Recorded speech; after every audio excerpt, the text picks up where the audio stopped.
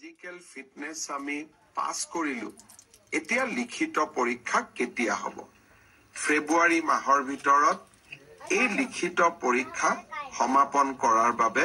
আমি প্ৰচেষ্টা কৰিম বহুত ল'ৰা ছোৱালীয়ে সুধিছে যে মামা এডিআৰই ৰিজাল্ট কেতিয়া দিব এডিআৰই ৰিজাল্টটো আমি তৃতীয় আৰু চতুৰ্থ বৰ্গৰ আটাইকেইটা পৰীক্ষাৰ ৰিজাল্ট আমি ফেব্ৰুৱাৰী মাহৰ শেষৰ ফালে বা মাৰ্চ মাহৰ প্ৰথম সপ্তাহতে দিবৰ বাবে আমি চেষ্টা কৰিম ইতিমধ্যে এই গোটেই প্ৰচেষ্টাবোৰ আৰম্ভ হৈছে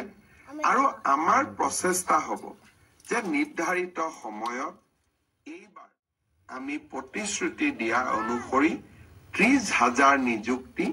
আমি যাতে সমাপন